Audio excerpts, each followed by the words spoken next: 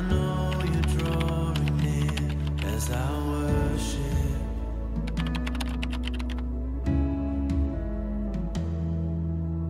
How within your love the wind and waves will come. Bien-aimés dans le Seigneur, bonjour. Wapendwa ndani ya Bwana mjambo. Nous rendons grâce à notre Dieu qui continue à nous garder, nous préserver et nous sécuriser. Tunamshukuru Mungu anaendelea kutuchunga na kutukinga.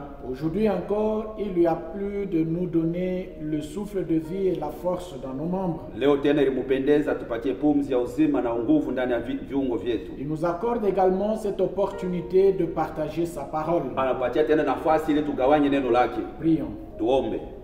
Tendre Père, nous bénissons ton Saint-Nom une fois de plus ce matin. Wa milele Mungu tunabariki jina lako tena mara nyingine Nous asubuhi. te rendons gloire, notre Dieu, en ce net moment pour ton amour et ta bonté. Tunakurudishia utukufu kwa hii wakati juu ya wema na upendo wako. Dans ces temps difficiles de la vie éternelle, tu nous gardes, tu nous protèges et tu nous préserves. Kwa hii wakati ya nguvu ya maisha Bwana unatuchinga, unatukinga na unatulinda. Tu nous accordes encore un temps comme celui-ci pour que nous partageons ta parole avec ton peuple. Unatupatia tena wakati kama hii tugawanye neno lako pamoja na taifa lako. De partout où il se trouve, que cette parole, Seigneur, édifie chacun d'eux. Mahali pote pale banajikuta neno itie nguvu kila Que mmoja cette wao. parole accorde sagesse et intelligence à chacun. Neno ipatie hekima na akili kwa kila mtu. Nous détruisons toute œuvre d'interférence de l'ennemi. Tunaharibu kazi yote ya adui. Et nous déclarons, Seigneur notre Dieu, la liberté d'esprit Tunatangaza Bwana uhuru ya roho et la réception de l'oreille d'entendement spirituel. na usikilivu ya roho ya sikio ya kiroho. Au nom de Jésus-Christ. Mu jina la Yesu Kristo. Amen. Amen. Que Dieu soit loué. Mungu asifiwe. Nous continuons avec notre thème Tunaendelea pamoja na kishina yetu que nous connaissons bien, que nous sommes en train d'exploiter depuis le début du confinement. ile tunajua mzuri ambayo tunasemea tangia mwanzo ya confinement. Et ce thème est intitulé Ile kishina inaitwa Comment vaincre et traverser les temps difficiles de la vie. namna gani kushinda na kuvuka kati ya nguvu ya maisha. Comment vaincre et traverser les temps difficiles de la vie. Namna gani kushinda kuvuka kati ya nguvu ya maisha. Ce thème, nous l'avons exploité longuement. Kishina tulisemea kwa urefu. Et de ce thème, nous avons tiré beaucoup de leçons, beaucoup de sagesse et beaucoup de choses à retenir. Tokea kishina tulipata mafundisho ya mingi, hekima ya mingi, mafundisho ya mingi mabitu ya mingi ya kutosha. Pour que nous puissions vaincre et traverser les temps difficiles de notre vie. Ili tupate kushinda na kuvuka kati ya nguvu ya maisha yetu. Les temps difficiles, nous disons que l'on veuille ou pas, on finit toujours par les rencontrer. Wakati ya nguvu tunasema kama upenda la upendo utafikia kukutana nayo. Dans n'importe quel domaine de la vie, Upande yoyote ya on maisha finit toujours par rencontrer les temps difficiles. unafikia mwisho kukutana ile wakati ya nguvu. Si on ne les rencontre pas aujourd'hui, Kama ukutane nao leo, on peut les rencontrer demain, unaweza kukutana nao kesho, après-demain. kisha kesho Si yake. on ne les rencontre pas au début de la vie, Kama ukutane nao mwanzo wa on peut les maisha, rencontrer au milieu de la vie. unaweza kukutana nao katikati ya Et maisha, comme on peut aussi les rencontrer à la fin de la vie. wala unaweza kukutana ndio kwa mwisho wa maisha. Car la vie sur cette terre Maana maisha hapa duniani est un voyage. inakuwa ni safari. Et ce voyage peut être parsemé de tempêtes Hii safari inaweza kuwa inatungiwa na mazoruba ya qui mingi, peuvent se soulever. inaweza kulamuka. Le mariage est un voyage. Ndoa inakuwa ni safari, La tempête peut se soulever dans le mariage. zoruba inaweza kulamuka ndani ya La ndoa. carrière professionnelle est un voyage. Kazi ya mikono inaweza inakuwa La ni safari, tempête peut se soulever dans ce voyage. zoruba nayo inaweza kulamuka ndani ya ile Le safari. ministère lui-même est un voyage. Huduma hiyo yenyewe inakuwa ni safari, Et la tempête peut se soulever dans ce voyage-là. na zoruba inaweza kulamuka ndani ya ile Le safari. commerce est un voyage. Uchuluzi nao ni safari, Les temps difficiles, tu peux les rencontrer dans ce voyage-là. wakati ya nguvu unaweza kukutana na ndani ya ile Tout ce safari. que nous faisons sur cette terre est un Yo- voyage. yote tunaofanya hapa duniani inakuwa ni safari, Et tout ce que nous sommes appelés à faire sur cette terre est un na voyage. yote tunaitwa kufanya hapa duniani inakuwa ni Et dans safari, ce voyage-là, na ndani ya ile il safari y a des difficultés que tu peux rencontrer. huko magumu unaweza kukutana C'est nayo. pourquoi le Seigneur nous a mis à cœur Ndio maana Bwana aliweka ndani ya de moyo wetu partager avec vous ya kugawanya pamoja ce nasi que nous sommes appelés à faire ile tunaitwa pour kufanya vaincre et traverser les temps difficiles de notre vie. juu ya kushinda na kuvuka kati ya nguvu ya maisha Ça yetu. peut être les temps difficiles liés à la maladie, Inaweza kuwa wakati ya nguvu ya kuambatana na les temps magonjwa, difficiles liés à tel ou tel autre problème de la vie. wakati ya nguvu inaweza kuambatana na hii mambo wala mambo mengine ya maisha. Aujourd'hui encore, nous ajoutons une chose. Leo tena tunaongeza hapo Nous kitu allons kingine, voir la vie d'une personne tutaona maisha ya mtu mmoja choisie par Dieu Dieu, mwenye kuchaguliwa na qui Mungu est passé par des temps difficiles, alipitia mawakati ya et nguvu, comment il s'est comporté dans ces temps difficiles, namna kana alijongoza ndani ya wakati ya ça nguvu, peut nous servir inaweza kutusaidia d'exemple mfano à ne pas suivre ili pour que tushifuate, nous puissions traverser les temps difficiles de notre vie. ili tupate kuvuka wakati ya nguvu ya maisha 1 yetu. Samuel chapitre 10, le verset 7 nous dit ceci. Nous lisons le verset 7 et le verset 8. Tunasoma mstari wa 7 na wa 8.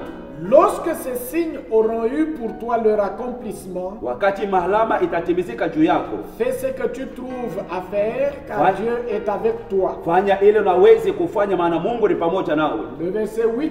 Mstari wa 8, Puis tu descendras avant moi à Gilgal, Yesha utaenda mbele yangu pale Gilgali, et voici, je descendrai vers toi nami tashuka kwako pour offrir des holocaustes juu ya kutolea sadaka ya et des kuteketeza sacrifices d'action de grâce. na sadaka ya tendo ya shukrani. Tu attendras 7 jours Utaongojea siku 7 jusqu'à ce que j'arrive hata pale nitakapofika auprès de toi mbele yako et que je te dise na nipate kukwambia ce que tu dois faire. ile unapasha kufanya. Amen.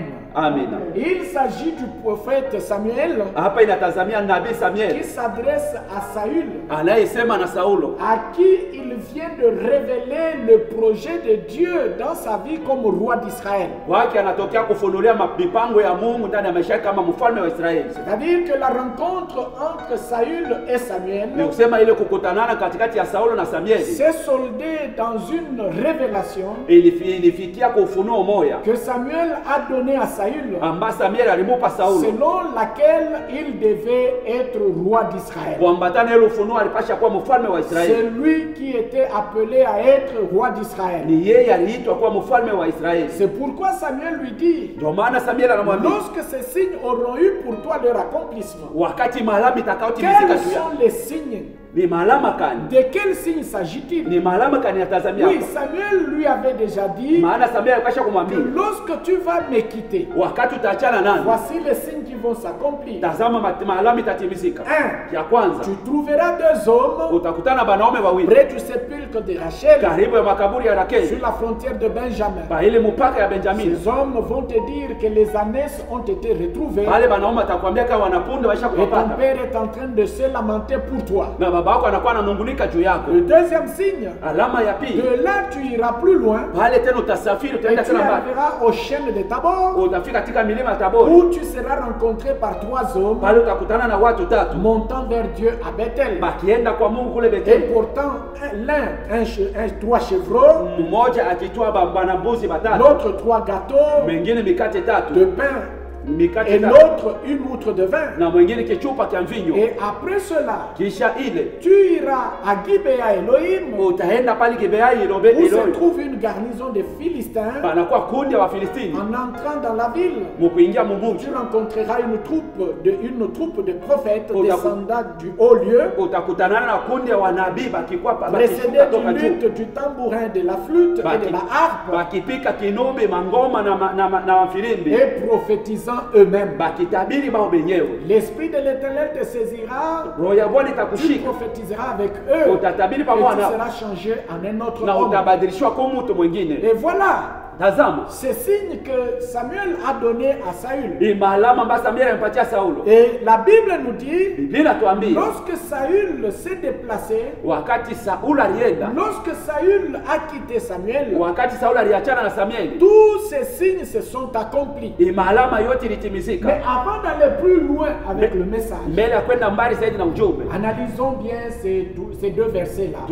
tutazamie mzuri mstari 2, Le verset 7 et le verset 8 qu'on venait de lire. mstari wa 7 na wa 8 ndio tutatokea kusoma. La Bible dit, Biblia au inasema verset 7, mstari wa 7, quand tous ces signes auront eu pour toi leur accomplissement, basi wakati maalama yote yatimizika juu yako, fais ce que tu trouves bon à faire, fanya ile unaona mzuri car kufanya, le Seigneur est avec toi. maana Bwana ni pamoja Ce nawe. verset est comme une porte grandement ouverte, Hii mstari iko kama mlango wenye kufunguka, assurant la réussite aux actions de Samuel. ikihakikishia kuweza kwa matendo ya Samueli. Je répète car cela est très important. Na narudilia maana ile ya lazima. Quand tu verras ces signes s'accomplir. wakati utakapoona hii maalama Quand tous kutimizika, ces signes auront eu pour toi leur accomplissement, wakati maalama itatimizika juu yako, fais ce que tu trouves bon à faire, fanya ile unaona mzuri kufanya, car le Seigneur est avec toi. maana Bwana ni pamoja nawe. Je répète encore, Narudilia ce tena, verset est comme une porte grandement ouverte, hii mstari iko kama mlango mkubwa wenye kufunguka, assurant la réussite aux actions de Saül. ikihakikishia kuweza kwa matendo ya Saulo. Mais Samuel ne s'est pas arrêté là. Samuel asikushimamie pale, Il ajoute au verset 8 anaongeza mstari wa mnane, une condition kanuni qui moja est un commandement inakuwa amri qui va aider Saül itasaidia au Saulo temps difficile de sa vie. wakati ya nguvu ya maisha yake, Dans cette réussite qu'il sera en train de vivre, ndani ya ile kuweza ambayo atakuwa naishi, en faisant tout ce que bon lui semble, akifanya yote na mpendeza, car le Seigneur est avec lui. maana Bwana ni pamoja Il y naye. a un élément que Samuel vient d'ajouter Eko kitu mwa Samuel anatokea au kuongeza verset 8.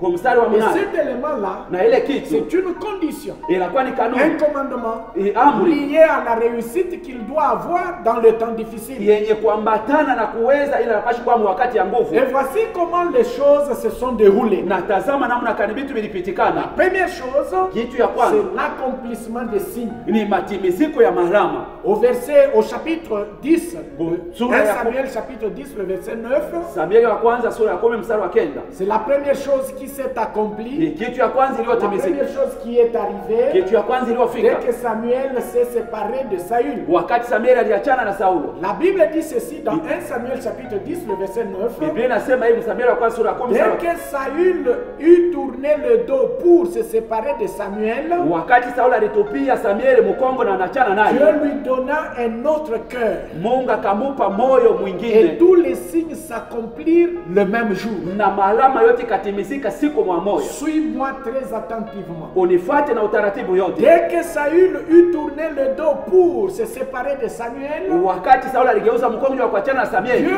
lui donna un autre cœur. Mungu akamupa roho nyingine wala Et moyo tous mwingine, ces signes s'accomplissent le même jour. na hii malama yote ikatimizika siku mwa moja. Ça, c'est la première chose qui est arrivée. Ili kitu ya kwanza iliyofika. La deuxième chose, Kitu ya pili, après qu'il se soit séparé de Saül, kisha bo kuachana na Saulo, ou qu'il se soit séparé de Samuel, kisha kuachana na Samueli, Saül a remporté une victoire Saul alitoa ushindi moja sur Nachash, juu ya Nasashi. l'ammonite qui vint assiéger Jabès en Galade. Amoni tunataka kuzingatia Yabesi pale Galati. Regardez comment les choses se succèdent. Angalia namna vitu vinafuatana. Il se sépare de Samuel, Anachana na Samueli, les signes s'accomplissent, malama inatimizika, Dieu change son cœur, Mungu anabadilisha moyo et wake, après cela, kisha hii il maneno remporte la victoire anatoa ushindi sur Nachash, juu ya Nashashi qui exigeait de crever l'œil droit des Israélites. ambaye alikuwa anakazisha kutobola richo ngambo ya 10 ya watoto ya Ou Israeli, plus précisément, na waziwazi pale Nachash a exigé Nasashi de alikazisha crever l'œil droit ya kutobola richo aux ngambo habitants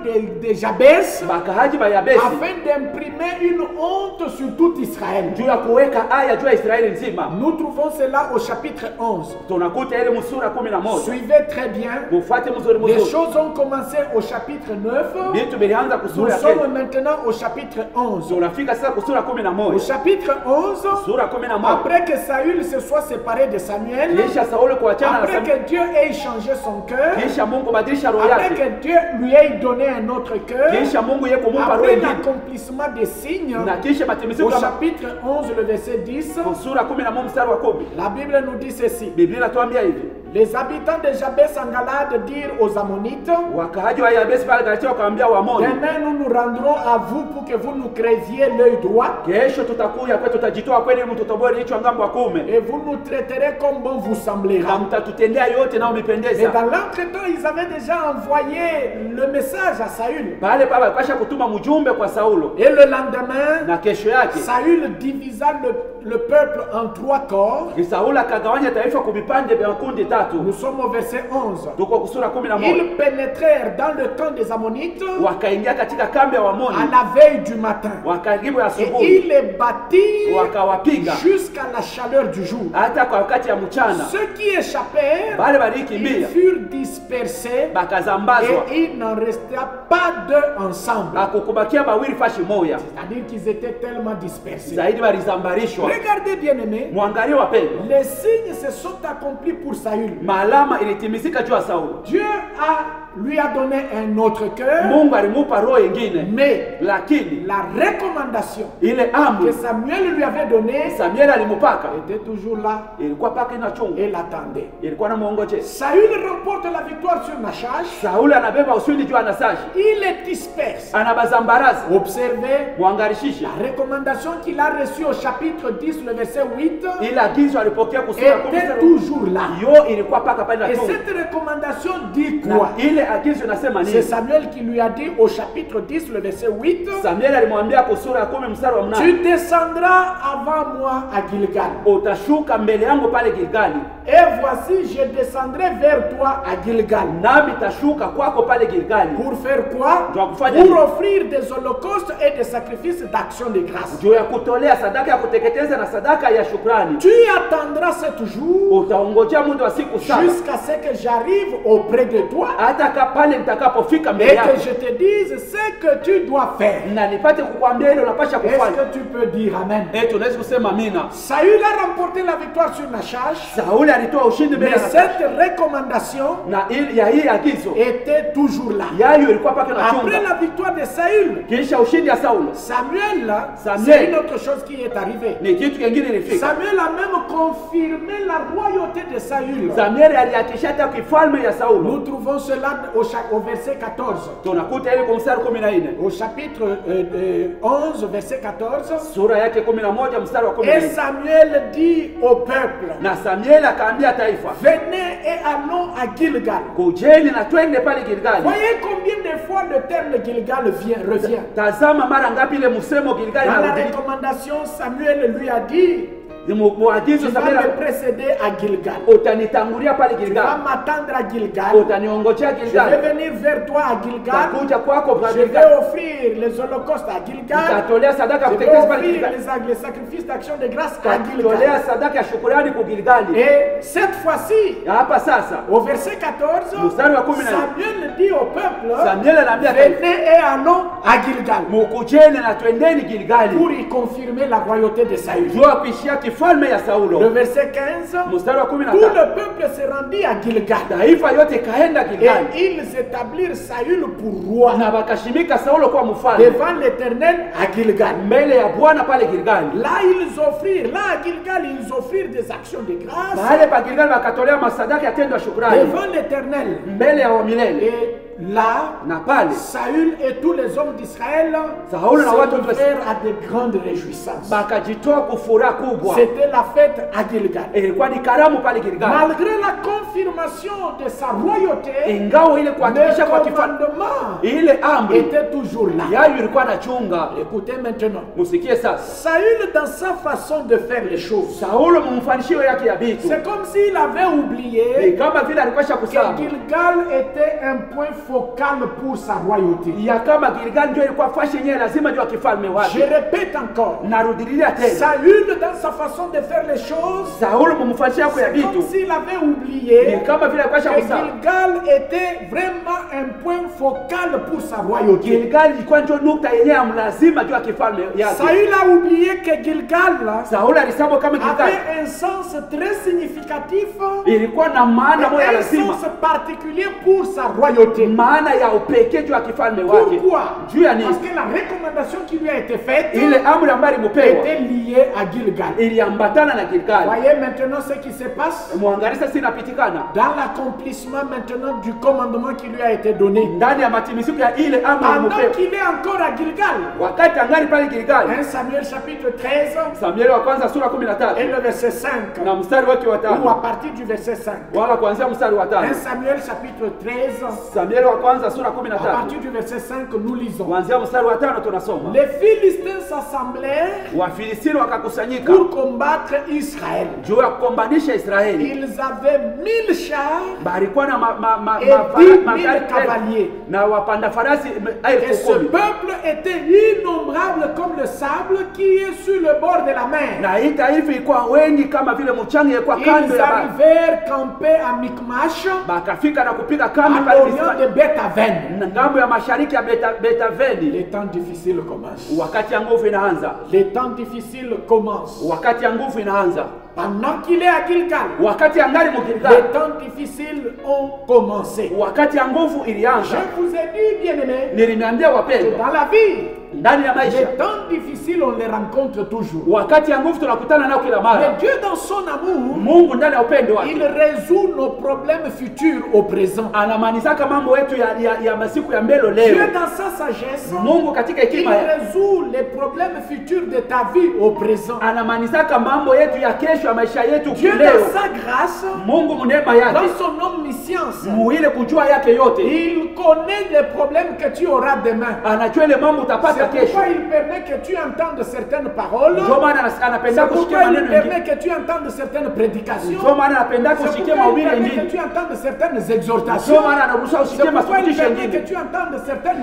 recommandations. Ndio maana C'est anaruhusa pourquoi il kusikia permet maagizo que tu mengine. entendes certains messages. Ndio maana anapenda kusikia maujumbe Dieu mengine. savait Mungu alikuwa que anajua Saül ya kama Sauli rencontrera atakutana le temps difficile à Gilgal. wakati ya nguvu pale Gilgali. C'est pourquoi, Ndio au maana chapitre 10, kusura ya le 10 verset 8, mstari wake wa 8 Samuel prend soin Samueli anasema de mzuri lui donner ce qu'il fallait faire ya kumwambia ile alipasha comme kufanya solution kama vile jibu pour traverser les temps juu ya difficiles. kuvuka wakati ya De lui nguvu, donner ce qu'il fallait juu faire ya kumwapatia ile comme alipasha solution kama jibu pour vaincre les temps juu difficiles. ya kushinda wakati ya nguvu. Ça n'a pas traîné. Abikugawia Au chapitre 13, sura les 15 temps difficiles s'annoncent. wakati ya nguvu Les inatokelea, Philistins viennent, Wafilistini wanakuja ils campent à Michmash banapika kambi pale avec un Misa, peuple très nombreux, na taifa bei batu bamingi avec 600 000 cavaliers, na wapanda farasi 6,000 avec 10 000 chars. na magari 10,000 Ils étaient là, balikuwa pale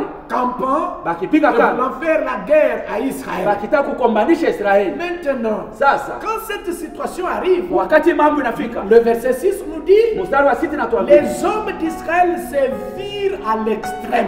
batu ya Israeli bakajiona banaishiwa, wanafika Ils kumwisho, étaient dépassés, banapitiwa, car ils étaient serrés de près, maana balisongwa et karibu, ils se cachèrent dans les cavernes, bakajificha katika dans matundu, les buissons, ndani ya vijito, dans les rochers, et mumamiamba, dans les tours, na et même dans les citernes. hata ndani ya Il mambirika. y eut aussi des Hébreux Kulikuwa pa qui Baibrania fuirent. bakakimbia, Ils traversèrent le Jourdain bakavuka pour Yordani aller au pays de Gad kwa kwenda kuichi ya et Gadi Galade. na Galati. Saül était encore là à Gilgal. Ule alikuwa tena ngaliki Et pale tout ule, le peuple na taifa qui yote se trouvait auprès de lui tremblait. balikuwa pembeni yake, alikuwa anatetemeka. C'est-à-dire Saül aussi lui-même tremblait. Mzee Sauli naye yeye mwenyewe alikuwa Il anatetemeka, venait de remporter la victoire sur Nachash. alitoka kubeba ushindi mbele ya Maintenant, il se Nasari. réalise que Sasa anaangalia kama contre les Philistins, juu ya Mafilistini, c'était du feu. hapa ni moto, C'était compliqué. ilikuwa nguvu. Le peuple tremblait, Taifa ilikuwa lui-même inatetemeka, tremblait. yeye mwenyewe alikuwa Il a anatetemeka, commencé à attendre Samuel. akaanza kuongojea Samueli, Il s'est placé maintenant akajiweka sur sasa la voie de l'accomplissement du commandement que Samuel lui avait donné. njia ya matimiziko ya ile amri Mungu Parce que alikupa. ce commandement, Maana ile amri c'était ça la clé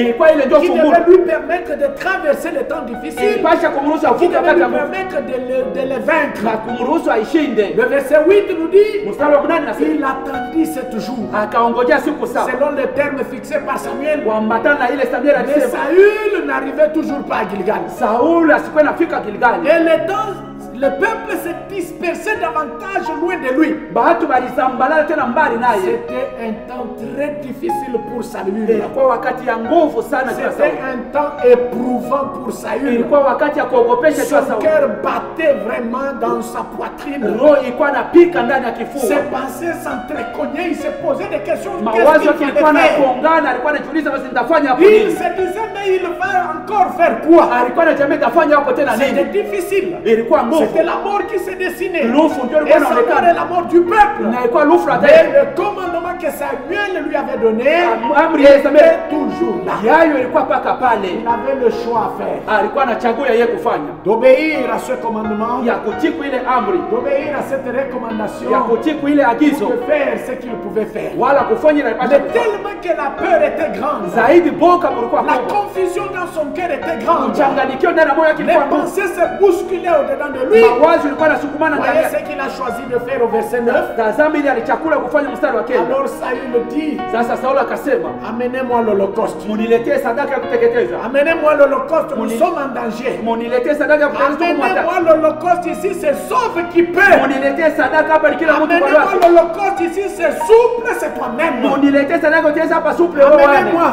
l'holocauste. Muniletee sadaka ya Et le kuteketeza sacrifice d'action de grâce. na sadaka ya tendo ya shukrani. Et il offrit l'holocauste. Naye akatolea sadaka ya En kuteketeza. d'autres termes, Namna ingine il désobéit akakosa à kutii la recommandation qui lui a été donnée. ile amri Il ilimupewa, désobéit akashindwa au kutii commandement qui lui a été donné. ile agizo Il ilimupewa, désobéit alishindwa à kutii ce qu'il devait faire ile alipasha pour kufanya vaincre les temps difficiles kwa kushinda wakati et ya nguvu pouvoir les traverser. na kuweza kuivuka. La Bible dit, Biblia inasema il offrit l'holocauste. akatolea sadaka ya Et le kuteketeza. verset 10 dit ceci. Mstari wa 10 inasema Comme il achevait d'offrir l'holocauste, vile alikuwa anamaanisha kutolea sadaka ya kuteketeza, voici Samuel arriva. Samuel anatokelea Et Saül sortit au devant de lui pour na le Sauli saluer. akatoka mbele yake. Je crois il s'est dit dans son cœur, Nadhani alijiambia Mungu qu'est-ce wake, que tu m'as fait? ni mambo kana Tu unanifanyishia. serais venu une minute avant. Kama Tu ungekuwa serais dakika venu mbele, 30 minutes kama avant. ungekuwa Je dakika n'aurais mbele, pas désobéi. singekosa Tu kutii. serais venu une heure avant. Ungekuwa Je sawa n'aurais mbele. pas désobéi. Singekosa kutii. Samuel, qu'est-ce que tu m'as fait? Samuel, ni nini unanifanyishia? Alors comme il achevait d'offrir Vile alikuwa anamaanisha kutoa l'holocauste, sadaka ya kuteketeza, voici tazama Samuel arriva. Samuel anatokelea. Et Saül sortit au devant de lui pour le saluer. Sauli akatoka mbele yake kutoka kumlamukia. Samuel le regarde. Samuel Il anamwangalia, voit la fumée. anaona shimo Alors kinapanda. Samuel dit, Samuel anasema, qu'as-tu fait? unafanya nini? Qu'as-tu Ni fait? nini unafanya? Qu'as-tu Ni fait? nini Pendant unafanya? les temps difficiles de ta vie, qu'as-tu fait? Wakati ya nguvu ya maisha yako, nini C'est vrai unafanya? que les pensées se sont bousculées en toi. Ndiyo mawazo C'est ilisukuma ndani. vrai que tu avais peur des conséquences. Kweli ulikuwa na Mais boka, lakini qu'as-tu vitafika. fait, Saül? Nini unafanya Qu'as-tu Sauli? fait, mon frère? Nini unafanya ndugu yangu? Pendant les temps difficiles de ta vie, Wakati ya nguvu ya maisha qu'as-tu yako, fait? nini unafanya? Saül répondit, Sauli akajibu, lorsque j'ai vu wakati niliona que le peuple se dispersait loin de moi, dhaifu ilikuwa na zambarara mbali na c'était mimi, difficile à supporter. ilikuwa nguvu Et nivumilie que tena. toi tu ne venais pas au temps fixé. Vile ukwenda kwa wakati Et que les tuliopata Philistins étaient vraiment assemblés à Michmash. wili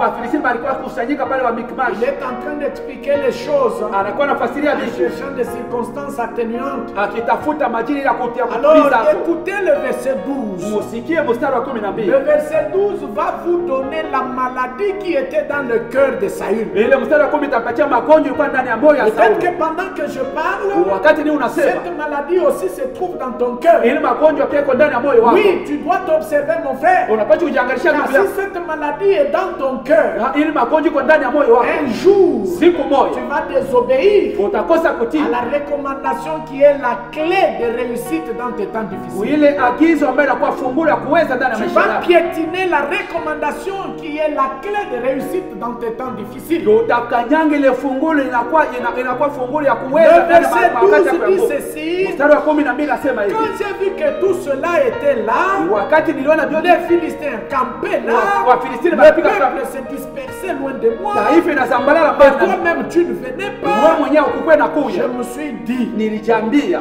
les Philistins vont descendre contre moi. Wafilisti watashuka juu yangu hapa Et Gilgali. je n'ai pas imploré, je n'ai pas prié, Mishi kuombe, je n'ai pas invoqué l'éternel. sikuite wa milele. C'est alors que je me suis fait violence Ni pale nilijifanya et que ukaidi. j'ai offert l'holocauste. Nilitolea sadaka ya Oui, la kuteketeza. sentence ne s'est pas fait attendre. Ile hukumu haikukawie. Le verset 13 dit ceci. Mstari wa 13 nasema hivi. Samuel dit à Saül, Samuel akamwambia Sauli, tu as agi en insensé. ulitenda kama mpumbafu. Tu Tu n'as pas observé le commandement, la réglementation. Tu n'as pas observé la recommandation que je t'ai donnée de la part de l'Éternel. au kuangarishishe agizo nilikupatia tokea kwa Bwana. Tu as agi en insensé. Ulitenda kama mpumbavu. Malgré toutes les explications que tu donnes là, Ingawa yote unakuwa tu nasema as agi en insensé. ulifanya kama Quand tu penses mpumbavu. que les justifications que tu donnes Wewe unasema ili ya kujisemea vont unaleta te blanchir. nitakuweka Les bila kosa. justifications que tu donnes Ili vyote unakuwa vont nasema atténuer, je ne sais pas, la colère de Dieu. vitanyamazisha sijue kasirani ya Les Mungu. raisons que tu avances là Masababu ile unakuwa naleta vont te donner vraiment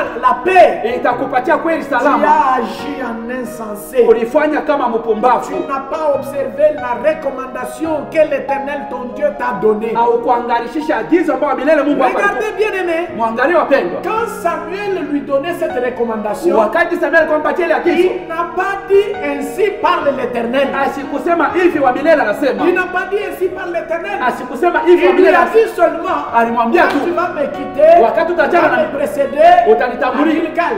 Pale Là, Gilgal. tu dois m'attendre. Pale unapaswa kunichunga Verset toujours. siku Tu saba, m'attendras. utanichunga, Je viendrai, je mitakuja, vais offrir mitatolea et je vais na te dire nitakwambia ce que tu dois faire. vile unapaswa Il ne lui kufanya. a pas dit ainsi parle l'Éternel. Asikumwambia hivi Bwana anasema. Mais voici maintenant au verset 13. Tazama sasa mstari wa Il 13. lui dit, Anamwambia tu n'as pas observé au la kuangarishishe recommandation, agizo le commandement Amri. que l'Éternel ton Dieu t'a donné. wa milele Mungu wako alikupa. Ce que les serviteurs te disent, Ile batumishi c'est wanakuambia l'Éternel qui te parle. ni Bwana Ce anayekusemesha. que tu entends maintenant Ile là, unasikia hapa c'est sasa l'Éternel qui te parle. ni wa milele Pour anayekusemesha. que tu saches être obéissant Ili ujue kuwa aux mtiifu recommandations de l'Éternel, maagizo ya afin milele de vaincre tes temps ili difficiles ushinde wakati et wako wa pouvoir nguvu les traverser. na kuweza kuivuka. Et il continue à dire, Anaendelea kusema tu n'as pas observé au ce kuangarishishe que l'Éternel t'a donné comme ordonnance, ile comme Bwana ordre, ile Bwana comme alikupa recommandation. kama agizo. L'Éternel aurait affermi pour toujours ton règne sur Israël. Wa milele angeweza kushikamisha ufalme wako vya lote juu ya Et Israeli. maintenant, Sasa hapa ton règne ne durera point. ufalme wako hatakawia tena. L'Éternel s'est choisi un autre homme, Bwana anachagulia mtu un mwingine, homme selon son cœur. mtu kuambatana na moyo Et wake, l'Éternel l'a destiné à être le chef de son peuple. na Bwana alimchagua kuwa msimamizi wa taifa Parce lake. que tu n'as pas observé Maana ce que haukutumikisha l'Éternel t'avait commandé. ile Bwana alikuambia Mon kufanya. frère, ma soeur, toi qui m'écoutes, Ndugu yangu, dada yangu, wewe unanisikia, la réussite, kuweza la victoire ushindi dans les temps difficiles ndani ya wakati ya nguvu tient à très peu de choses. inakamatia tu kumabitu kidogo. Je répète encore, Narudilia la tena, victoire, ushindi la réussite kuweza dans les temps difficiles ndani ya wakati ya nguvu tient à très peu de choses. inasimamia tu tumabitu Ça kidogo. peut tenir à une parole Inaweza kutokea que kuneno moja l'Éternel t'a donnée. ile Bwana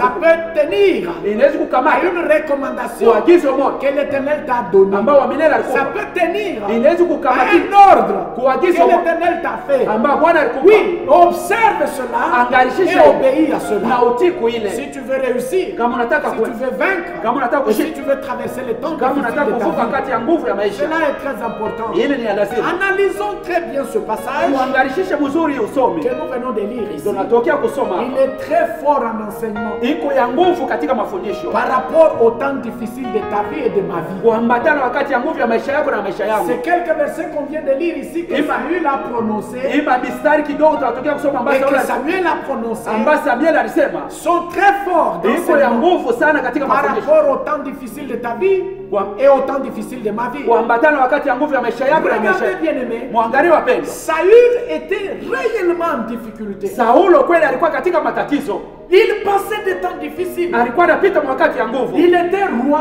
Yeye alikuwa et en mfalme même temps général d'armée d'Israël. pale pale, tena jamadari wa jeshi ya Quel Israeli, est ce général d'armée ni jamadari kana wa qui jeshi, serait à l'aise atakuwa kimya quand il voit ses troupes en train de s'éparpiller? wakati anaona jeshi lake kunaanza kuzambalala. Il est au front, Yeko kushamba, mais il voit les troupes en train de s'éparpiller. anaona shiba Les jeshi autres lake étaient en train d'aller loin de lui. jeshi lake wanaanza kuwa Le peuple mkimbia. qui était un encouragement Taifa est ilikuwa en train de kutia se disperser. banakuwa na zambalala. Non, ça ne peut pas te laisser tranquille. Haiwezi kukuacha kimya, Ça ne peut pas te laisser à l'aise. haiwezi kukuacha katika Ton utulivu. cœur va battre. Roho yako itapika, Ta tête va réfléchir. kichwa yako itafikiri, Ton esprit va se poser des questions. roho yako itajiuliza maulizo. C'est ça la difficulté dans laquelle Saül était. Ndio magumu mule Saulo alijikuta hapo. Non seulement isipokuwa tu lui en tant que roi yeye kama vile et mfalme général d'armée na jamadari wa jeshi passait des moments difficiles. kupitia wakati C'est ambao comme je l'ai dit, vile atokea le peuple qui l'entourait se dispersait. taifa ilikuwa Et pembeni yake inaanza kusambalala les Philistins ne faisaient qu'avancer. na Wafilisti walikuwa banachofa. Beaucoup de choses se sont bousculées dans son cœur, Vitu vya mingi vilisukumana ndani ya moyo dans wake, son esprit. ndani ya roho yake. Son esprit s'est proposé d'agir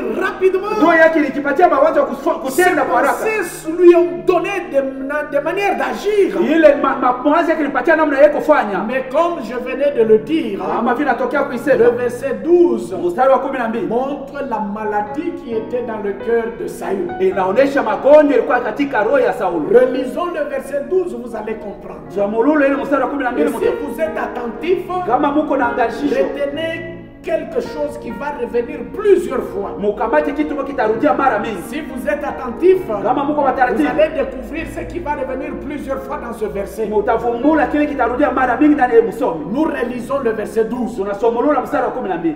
Je me suis dit, Mimi nilijiambia les Philistins vont descendre contre moi à Gilgal. Wafilistini watashuka juu yangu hapa Et Gilgal. je n'ai pas imploré l'Éternel. Nami sikumuulize wala sikuombe C'est Bwana. alors que je me suis fait violence Ni pale nilijifanya ukaidi et que j'ai offert l'Holocauste. nami nilitolea sadaka ya kuteketeza. Qu'est-ce qui est revenu plusieurs fois là-bas? Nini narudia mara mingi Le pale? pronom personnel je. Ile mie. Je, moi, je, moi, Mi. je, Mi.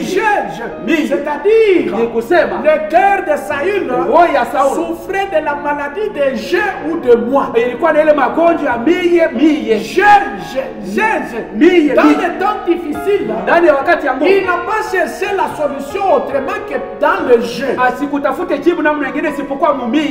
Je me suis dit, Mimi nilijiambia, c'est-à-dire j'ai pensé. ni kusema niliwaza Dans les temps difficiles là, ndani ya wakati ya nguvu. oui, j'ai pensé, je me suis dit, Mimi niliwaza il n'y nikajiambia, a pas une autre façon de faire les choses. hakuna namna nyingine ya kufanya vitu. Oui, mon frère, ma soeur, Ndugu yangu, dada yangu, si tu ne fais les choses kama unafanya vitu que de par ta façon de penser, kupitia kipa namna yako ya kubiwaza, tu n'as pas de conseiller. hauna na La bakushauri, parole de Dieu ne te conseille pas. neno la Mungu Et ikushauri toi-même, tu t'en vantes même. wewe mwenyewe unakaa Moi, unajitapa. lorsque j'ai Mimi wakati pris la décision, wakati nilichukua lorsque moi, wakati lorsque j'ai, niko mon frère, ma soeur, Ndugu yangu, dada. si cette maladie de je est dans ton cœur, ili magonjwa mimi iko ndani ya moyo wako, un jour, siku moja tu finiras par désobéir utafikia kukosa à kutii la recommandation qui est la clé de réussite dans ton temps difficile. ile agizo ambayo inakuwa fungulo ya kuweza na Tu wakati ya finiras kuondoka. par briser Utafikia kuvunja la recommandation agizo qui est la porte de sortie dans ton temps difficile. inayokuwa mlango wa kutokea ndani ya wakati wako wa Tu nguvu. finiras par refermer Utafikia kufunga tena la porte de salut mlango wa wokovu dans tes temps difficiles. ndani ya wakati yako wa nguvu. Je me suis dit, Nilijiambia, nilijiambia, tu oublies ce que Samuel t'a dit, unasahau kile tu Samuel oublies alikwambia, ce que Dieu t'a dit, unasahau kile tu Mungu oublies alikwambia, ce que la parole de Dieu t'a dit, unasahau kile neno la mais Mungu tu alikwambia, te livres à ce que tu t'es dit toi-même. unajitoa kubili wewe mwenyewe Je unajiambia. me suis dit, Nilijiambia, c'est-à-dire j'ai pensé, niliwaza, je me suis dit, nikajiambia, et ce que tu te dis à toi-même na kile unayojiambia wewe mwenyewe risque d'être dangereux uko hatari, kwa hatari contre toi-même dans tes temps juu difficiles. yako wewe mwenyewe ni wakati yako wa nguvu. La première chose, Kitu ya kwanza je me suis dit. nilijiambia. La deuxième chose, Kitu ya pili je n'ai pas imploré l'Éternel. sikumuulize Bwana, Je n'ai pas prié. mimi sikuombe. Oui, quand on prie, Wakati unaomba c'est-à-dire on cherche le secours de sisi l'Éternel. tunatafuta msaada wa milele. Quand on prie, Wakati on unaomba remet son sort à l'Éternel. unaacha mambo yako kwa Quand Bwana. on prie, Wakati on unaomba ouvre la porte à Dieu unamfungulia pour Mungu qu'il mlango agisse dans ta vie, ili atende ndani ya pour maisha qu'il te yako, secoue, ili qu'il akusaidie, te donne la sagesse, akupatie qu'il te hekima, donne l'intelligence, akupatie akili, pour qu'il te soutienne, ili akushikamia, pour qu'il combatte en ta ili faveur, pour akukombanie, qu'il t'accorde sa grâce. ili akupatie Mais neema. lui dit, Yeye anasema je me suis dit, nilijiambia, je n'ai pas prié. mimi sikuombe. C'est-à-dire Ni kusema que c'est le jeu qui détermine, ni mimi ndiye c'est nakuwa le naonesha, point qui détermine Ni mimi ndiye maintenant nilikuwa naonesha tout ce que je dois faire. yote mimi napaswa Il n'a kufanya. pas consulté Dieu. Asikumuulize wa Il a milele, agi alitenda selon ce qu'il a trouvé bon à faire. kuambatana ile aliona mzuri kufanya. N'oubliez pas, Usisahau. c'est pourquoi je vous ai dit au début, Ndio maana nimeambia kuma retenez le verset verset 7. Mukamati ile mstari wa saba. Samuel lui avait dit, Samuel alimwambia, quand tu te seras séparé de moi, wakati utaachana na il y a mimi, des signes qui vont s'accomplir. peko malami Et quand itatimizwa. tous ces signes auront eu pour toi leur accomplissement, Wakati malami itatimizwa, c'est ce que tu trouves bon à faire. fanya ile yote unaona Car le mzuri Seigneur kufanya. est avec toi. Bwana ni pamoja na Mon wewe. frère, ma soeur, Ndugu yangu, dada yangu, même si Dieu te donne un chèque en blanc, hata kama Mungu anakupatia sheke sio lorsque Dieu kuandikiwa, t'ouvre grandement la porte de la grâce, wakati Mungu anakufundisha N'oublie mlango ya pas. ushisabu, il y a des recommandations que tu dois observer. peko maagizo unapaswa kuangalisha. N'oublie pas Ushisabu, qu'il y a des recommandations que tu dois observer. peko maagizo unapaswa Même si kuangalisha. Dieu t'élève Hata kama Mungu anakuinua jusqu'au ciel, kufika hata kumbingu, n'oublie pas ushisabu, qu'il y a des recommandations que tu dois faire. peko maagizo unapaswa kufanya. Voilà, ici Saül, Hapa Saulo qui est habitué à anazobelea faire tout ce que bon lui semble, kufanya vyote car vinampendeza, l'Éternel est avec lui. maana Bwana ni Il pamoja a naye. ignoré Alisabu une recommandation claire et nette agizo moja kwa que wazi, Dieu lui avait faite par Samuel. Mungu alimfanisha kupitia Samuel. Je me suis dit, Nilijambia, j'ai pensé, niliwaza, je me suis fait violence. nilijifanya ukaidi, Non, il dit, je n'ai pas imploré l'Éternel, mishi kumwombe Mungu, je n'ai pas prié. mishi kuombe. Et trois, Na ya tatu, je me suis fait violence. nilijifanya ukaidi, Je me suis fait violence. nilijifanya C'est ukaidi, faire violence, c'est-à-dire, ni kusema j'ai pris la responsabilité. nilibeba madaraka yote J'ai mkichwa yangu, décidé. nilichukua Je mpango, me suis contraint moi-même. nilijikazisha mwenyewe. Mon frère, ma soeur, Ndugu yangu, dada yangu, si cette maladie est dans ton cœur, kama hii magonjwa iko ndani ya moyo wako, fais très attention, sopoka, car les temps difficiles de ta vie risquent de t'avaler. wakati ya nguvu ya maisha yako iko hatari Si kumeze. cette maladie est dans ton cœur, Kama hii magonjwa iko ndani ya fais moyo, très attention, sopoka, car les temps difficiles risquent d'avaler ton travail. maana wakati ya nguvu iko hatari Les temps meze kazi difficiles yako, risquent d'avaler ton ministère. wakati ya nguvu iko Les hatari temps meze huduma difficiles yako, risquent d'avaler ta santé. wakati ya nguvu iko hatari Oui, meze mon frère, afya. ma soeur, Ndugu yangu, dada la yangu, recommandation que Dieu te donne agizo ambayo Mungu ne anakupa doit pas être foulée aux pieds haiwezi ukanyangia kwa mikono, au respect du jeu, kuile le kuheshimia respect de mimi, moi. ile kuheshimia Je me mimi, suis fait violence. nilijifanya ukaidi, J'ai pris la responsabilité. nilibeba madaraka yote mkichwa J'ai yangu, décidé. nilichukua Je mpango, suis contraint. Fais nilijikazisha. très attention, mon frère. Sopoka ndugu Il yangu, ne s'arrête pas là. asiishie pale, Il continue encore à dire, anaendelea tena j'ai offert. nilitoa, J'ai offert. nilitolea. En d'autres termes, Namna ingine il se décide. anabeba Parce mpango, que le sacerdoce maana ce kikoani n'était pas une affaire de roi. haikuwa mambo ya C'était mafalme, une affaire de Il- sacrificateurs ilikuwa mambo ya et une makoani, affaire de prophètes. mambo ya manabii. En bref, une affaire de ceux qui étaient dans le sacerdoce. Mukifupi ilikuwa ni mambo wale Il wale n'y walikuwa a que kikoani. nous, il Shi n'y a que nous dans la nouvelle alliance. ni shiba mwagano mpya, Nous avons la grâce tunakuwa na neema pour que Dieu, juu Mungu en Christ Jésus, ndani ya Kristo Yesu l'ait mis ensemble aliweka vyote et pamoja, le sacerdoce na kikoani et la royauté. na C'est kifalme. pourquoi la Bible dit dans Apocalypse Ndio maana Biblia inasema que Ufunuo Jésus-Christ ya kama Yesu a fait de nous alitufanya sisi un royaume ufalme et des na sacrificateurs wakoani pour Dieu le Père. juu ya Mungu Dans Baba. l'Ancien Testament, ce n'était pas comme ça. Mwagano la kale Ce ilikuwa n'était kivi, pas le roi haikukuwa qui mafalme était habilité Balikuwa na ile à madaraka offrir des ya holocaustes. kutolea sadaka ya kuteketeza. C'est-à-dire, Ni kusema au nom du jeu, kwa jina la au mimi nom de moi, miye j'ai offert nilitolea l'holocauste. sadaka ya kuteketeza. Il désobéit à l'ordre Anakosa kutii qui lui kuagizo, a pourtant été donné clairement. japo walimupaka hiyo waziwazi. Il désobéit à cet ordre Anakosa kutii kuile qui lui agizo a été donné au chapitre 10, le verset 8. iliyomupea kusura 10 mstari wa 8. Cet ordre retentissait. Ile agizo ilikuwa na Ce ngoroma, commandement retentissait. ile agizo ilikuwa na Il ria, était simple et clair. ilikuwa mwepesi Je na peux ilikuwa wazi. encore le relire. Naweza tena Au kuisomolea chapitre 10, le verset 8. sura ya 10 mstari wa 8. Puis tu descendras avant moi à Gilgal. Kisha utashuka mbele yangu pale Gilgali. C'est ce qui est arrivé. Ile ilifika. Et voici, je descendrai vers toi pour offrir des holocaustes et des sacrifices d'action de grâce à l'Éternel. Tazama nitashuka kwako juu ya kutolea sadaka ya kuteketeza, sadaka ya shukrani. Tu attendras 7 jours Utaongojea siku 7 jusqu'à ce que j'arrive hata nitakapofika auprès de toi mbele yako et que je te dise ce que tu dois faire. na nikuambie ili unapasha. Saül, Saulo, mon frère Saül, ndugu yangu Saulo, ma soeur Saül, dada yangu Saulo, voilà la recommandation qui est claire. tazama agizo lilikuwa wazi. Saül n'est pas allé au 8e jour. Saulo ashukwendi kusiku ya 8. Son attente n'était pas allée au 8e jour.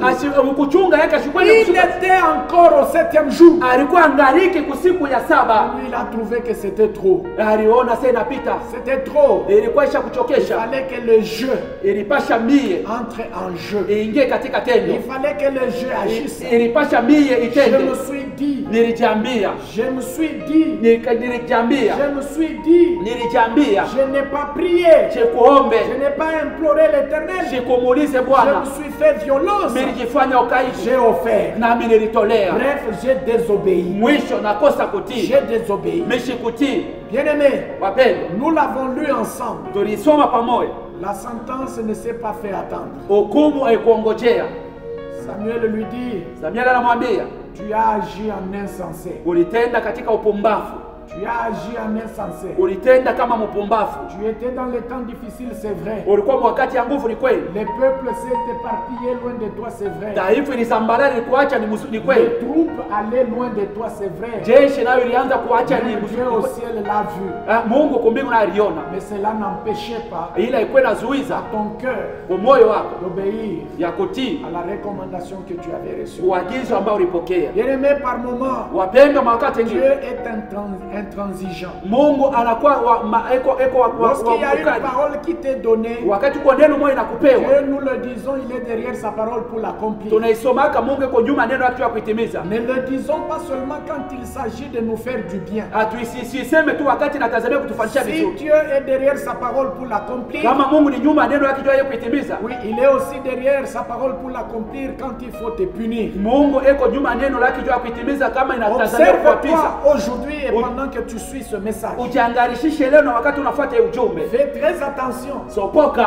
Job nous met en garde. Yobu anatukebesha nge. Au chapitre 36, le verset 31. Sura 36 mstari wa 31. Job 36, le verset 31 dit ceci. Yobu sura 36 mstari wa 31 inasema, garde-toi de te livrer au mal, ujichunge kujitumbukiza mubibaya, car la souffrance te dispose. mateso inakusukuma kufanya vibaya. La souffrance dispose ton cœur à désobéir aux recommandations. Mateso inatia roho yako tayari kukosa kutii Les temps maagizo. difficiles de ta vie disposent ton cœur à désobéir aux recommandations. Wakati ya nguvu ya maisha yako inatayarisha roho yako kukosa kutii C'est pourquoi maagizo. Job nous met en garde Ndio en maana disant, Yobu anatusoposha akituambia, garde-toi de te livrer au mal. ujichunge usiingie mubibaya. Garde-toi de désobéir à la recommandation que Dieu t'a faite. Ujichunge uli usikose kutii maagizo Mungu alikupa. Garde-toi de désobéir à ton secret que tu as avec ton Dieu. Keba ange usikose kutii ile siri uko nayo na Mungu wako. Garde-toi de désobéir à ta fidélité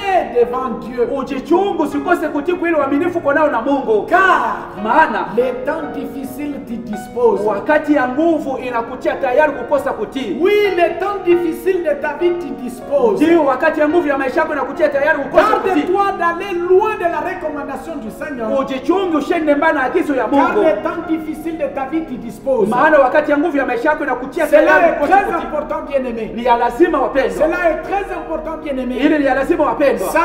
Saulo les temps difficiles wakati ya nguvu l'ont disposé à la désobéissance. ilimtia tayari asitii kumaagizo ya Mungu.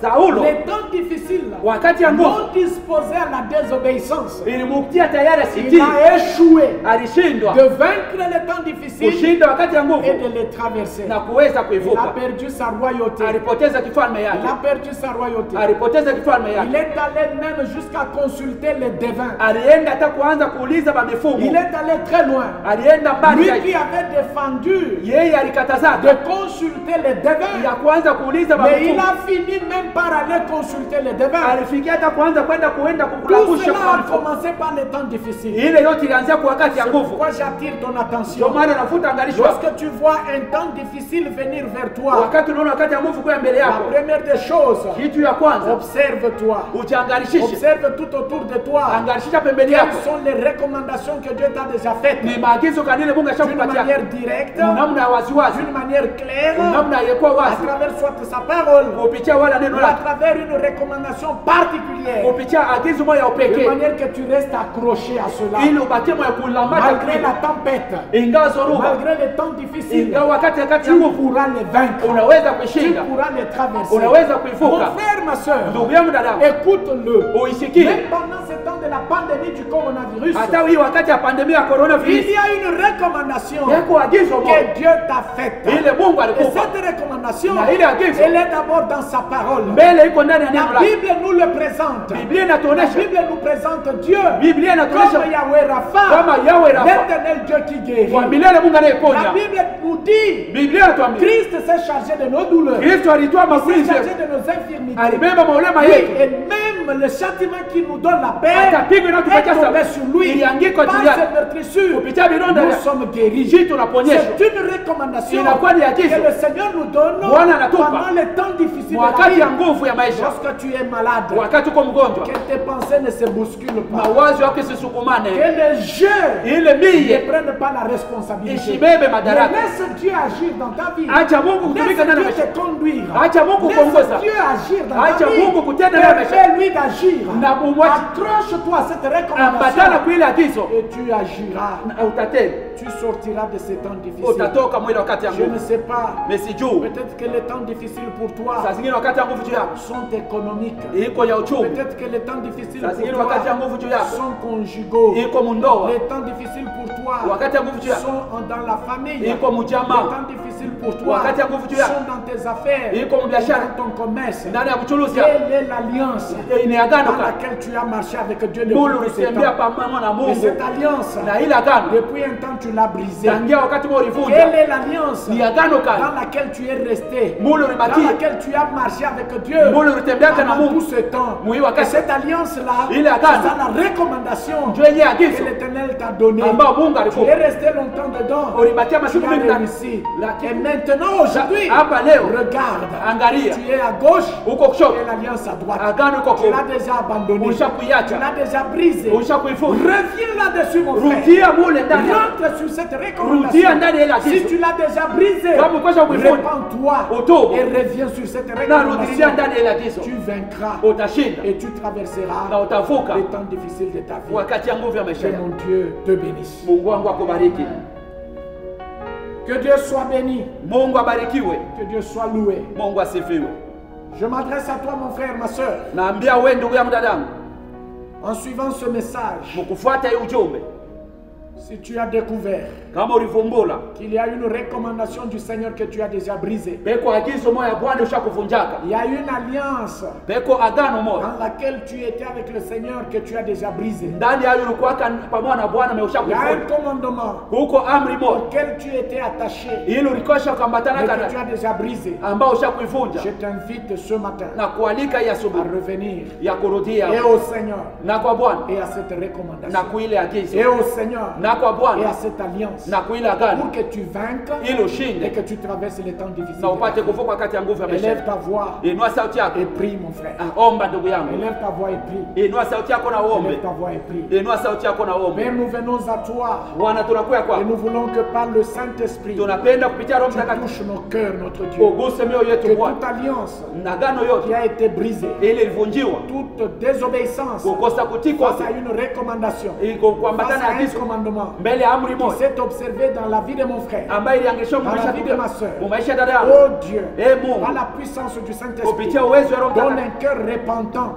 na moyo Donne un cœur repentant hana moyo à wa mon frère et à kutubu ma soeur, kwa ndugu yangu dada afin qu'il revienne à toi, ili qu'il akurudililie revienne à son na alliance arudie kwa agano avec toi, pamoja na qu'il wewe, revienne à l'alliance arudie kwa agano avec toi, pamoja na qu'il wewe, revienne à l'obéissance arudilie kwa de utiifu la recommandation na kuagizo et du commandement na ya ile que amri tu lui as fait ambao uliompatia Bwana. au nom de Jésus-Christ. Jina la Yesu Qu'il Kristo, obéisse notre atii roi. Bwana Donne-lui mfalme, un cœur obéissant. umupatie roho ya Donne-lui utiifu, un cœur obéissant. umupatie roho ya Au nom utiifu de Jésus. mu jina la Afin de Yesu, se permettre ili de ajiruhusu vaincre ashinde et de traverser les na temps kuvuka difficiles. wakati ya nguvu. Qu'il en soit ainsi notre Iwe Dieu. hivyo Mungu Et wetu. pardonne à mon frère Hurumia ndugu Pardonne à yangu, ma sœur hurumia dada yangu, pour cette obéissance. juu ya ile Et utiifu. ceux qui sont dans la turbulence des temps difficiles, Bale beko mumvuruga wakati ya nguvu, donne-leur de se tenir droit ubapatie nguvu et de washikamane pouvoir aller mwili encore de na l'avant. baendelee tena Au mbele nom de Jésus. mu jina la Yesu Au Kristo, nom de Jésus. mu jina la Et Yesu. je t'invite, toi qui as suivi ce message Na kualika wewe ufuate ujumbe et qui n'a pas Christ dans ta vie, na hauna na Kristo ndani ya maisha yako, reçois-le aujourd'hui umupokee leo comme Sauveur et Seigneur. kama Mwokozi na En Bwana,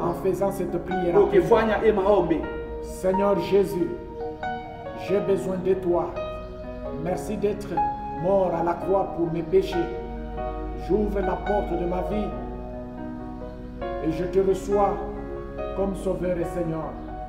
Prends la direction de ma vie, pardonne mon péché, transforme ma vie et donne-moi un cœur obéissant. En ton nom Jésus. Amen.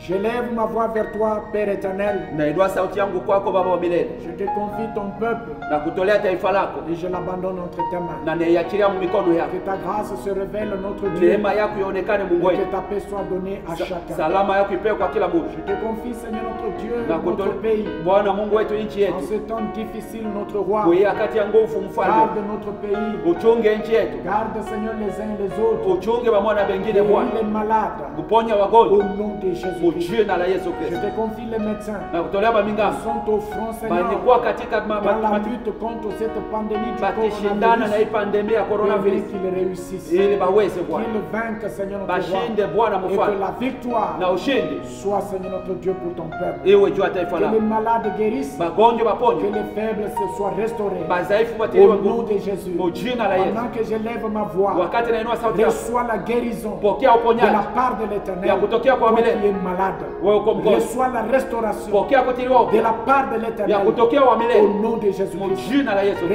Reçois la force pokea de la nguvu part de l'Éternel. ya kutokea kwa Au Mungu nom de Jésus. mjina la Yesu. Toi qui es agonisant, Wewe ambao unakuwa reçois la force. pokea nguvu Reçois un souffle nouveau de Pokea la hewa part de mpya ya l'Éternel. kutokea wa Au milele nom de Jésus-Christ. mjina la Yesu. Toi qui es tombé en faillite, Wewe mwenye kumwendea reçois choka, une force financière nouvelle pokea nguvu ya de la kifedha part de l'Éternel. ya kutokea kwa Au milele nom de Jésus-Christ. mjina la Yesu. Sois loué, Père. Usifiwe Baba, Sois exalté upanushwe pour tout ce que tu as kwa accompli yote unaotimiza dans nos vies. ndani ya maisha Au yetu nom de Jésus. mjina la Yesu. Amen. Amina. Que Dieu vous bénisse. Mungu amebariki.